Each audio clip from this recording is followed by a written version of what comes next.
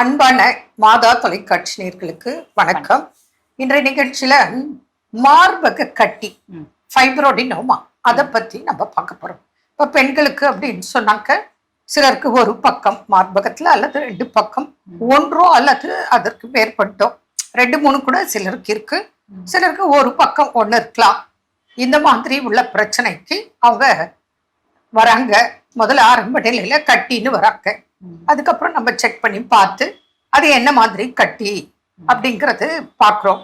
அந்த வகையில இன்னைக்கு இந்த ஃபைப்ரோடினோமா பத்தி நம்ம பார்க்கலாம். கண்டிப்பாங்க. பொதுவா பாருங்க, இந்த ஃபைப்ரோடினோமா அப்படிங்கிறது இட்ஸ் அ பினைன் டியூமர். இது கேன்சர் அல்லாத சாதாரண கட்டி, கொழுப்பு கட்டி அப்படின்னு கூட நம்ம சொல்லலாம்.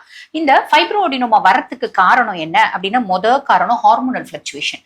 ஹார்மோன் பாத்தீங்கன்னா கரெக்டா செக்ரேட் ஆகிறதுக்கு பதில் எக்ஸஸ், அதாவது estrogen excess and progesterone deficiency அப்படின்னு சொல்லுவாங்க. அந்த ப்ரொஜெஸ்ட்ரோன் ரொம்ப கம்மியா ட்ரேஸா செக்ரேட் ஆகிறது, இது ஒரு காரணம்.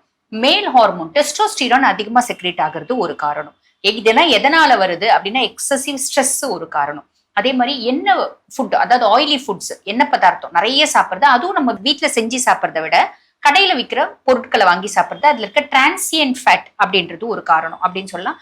எக்ஸசிவ் காஃபி குடிக்கிறது ஒரு காரணம். காஃபில இருக்க அந்த கஃபைன், நிறைய பேர் பாருங்க பெயின் கில்லர்ஸ் எடுக்கும் போதே கஃபைன் இருக்க பெயின் கில்லர்ஸ் தான் எடுப்பாங்க. ஏன்னா சட்டுன்னு அந்த வலிக்கு கேட்கும். பட் அந்த கஃபைன் இருக்க பெயின் கில்லர் பாத்தீங்கன்னா இந்த மாதிரி ஹார்மோனல் ஃபிளக்சுவேஷன் நிறைய பேருக்கு வரதுக்கு ஒரு முக்கியமான காரணம். அதோட சைடு எஃபெக்ட் தான் இது. ஆமா, இது வர்றது உண்டு. பொதுவா இந்த மாதிரி நம்மளுக்கு டியூமர் இருக்கு அப்படின்னா, மேடம் சொன்ன மாதிரி யூனிலேட்டல் ஒரு பிரஸ்ட்ல இருக்கலாம், 2 பிரஸ்ட்ல இருக்கலாம். இதனோட சைஸ் பாருங்க, சின்ன புளியாங்கூட்ட சைஸ்ல இருந்து பெரிய ஒரு ஆப்பிள் சைஸ் கூட வர்றது உண்டு.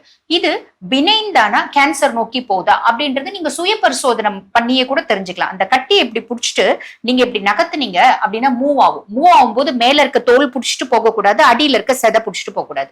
அந்த எட்ஜ், அதனோட ஒரு எட்ஜ் நீங்க அமுத்துனீங்க அப்படின்னா மூவ் ஆகும். ஆமா, பிரெஸ்ட் மவுஸ் அப்படிம்பாங்க. ஒரு இடத்துல இருந்து இன்னொரு இடத்துக்கு இப்படி அமுத்துனா சட்டு நம்ம கையை விட்டு நழுவி போறாம இருக்கும். கன்சிஸ்டன்சி ரொம்ப சாஃப்டா இருக்கும். இதெல்லாம் வச்சு கண்டுபிடிக்கலாம். அதே மாதிரி நிப்பிள் நீங்க பாக்கணும். நிப்பிள் உள்ள அமுங்கி இருக்கக்கூடாது, இன்வெர்டட் நிப்பிள் இருக்கக்கூடாது.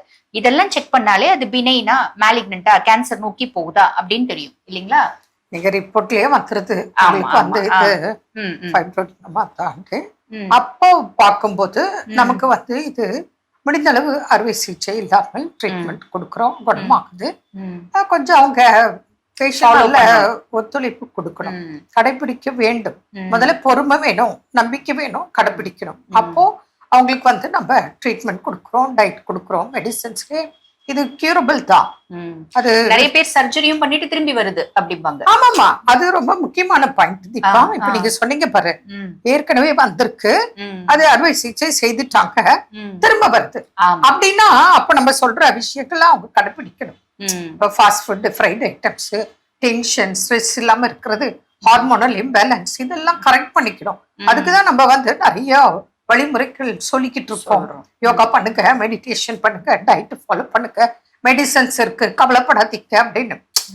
இதே போலதான் நான் சொல்றது. சைனசைட்டிஸா இருக்கட்டும், ஃபைப்ரோடினோமா இருக்கட்டும், அப்புறம் பாலிப்ஸா இருக்கட்டும், டான்சிலைட்டிஸா இருக்கட்டும், இதுக்கெல்லாம் மேக்சிமம் அறுவை சிகிச்சை இல்லாமல் ட்ரீட்மெண்ட் இருக்கு அப்படிங்கிறது தான் நம்மளோட சிஸ்டமோட சூப்பர் ஒரு பியூட்டி. ஏன்னா நம்ம முன்னோர்கள் சொன்னது, இப்ப நீங்களும் நானே இது புதுசா சொல்லல, ஆல்ரெடி இருக்கு. அத நினைவு கூறுறோம், நம்ம புதுசா கண்டுபிடிக்கல. உண்மைதான், அதுதானே உண்மை. நம்ம எல்லாமே இருக்கு, ஆனா மக்கள் மறந்துட்டு இன்னைக்கு கஷ்டப்படுறாங்க. அப்படி கஷ்டப்படாதீங்க அப்படின்னு நம்ம ஃபீட் பண்றோம், ஸ்பூன்ல எடுத்து ஊட்டுறோம், அவ்வளவுதான். அதனால இந்த மாதிரி பிரச்சனைகள்னா உடனே தொடர்பு கொள்ளுங்க, தீர்வு இருக்கு, கவலைப்படாதீங்க. ஏன்னா டீனேஜ் பெண்களுக்கு எல்லாம் பிஃபோர் மேரேஜ் அந்த பேரண்ட்ஸும் அந்த பெண்களும் இன்னைக்கு அவ்வளவு கவலைப்படுறாங்க. நம்ம கிட்ட வர பேஷண்டா பாக்குறோம் இல்ல, அப்படிதான் கஷ்டப்படுறாங்க. அப்படிலாம் கவலைப்பட தேவையில்லை. வந்தீங்கன்னா ட்ரீட்மெண்ட் இருக்கு, கியூர் பண்ணிக்கலாம், பிரச்சனை இல்லை. என்ன நேரத்துல வந்தீங்கன்னா ஃபர்ஸ்ட் A to Z என்ன சாப்பிடணும், என்ன சாப்பிடக்கூடாது, எப்படி நீங்க கடைப்பிடிக்கணும், எப்படி லைஃப் லீட் பண்ணும், அப்போ கவலை இல்லாம நோய்களை குணமாக்கி வழிமுறைகள் இருக்கு, கடைப்பிடிங்க, பலன் அடிக்க. என்ன நேரத்துல மீண்டும் நாளை சந்திப்போமா? நன்றி. அன்னை மரியே வாழ்க.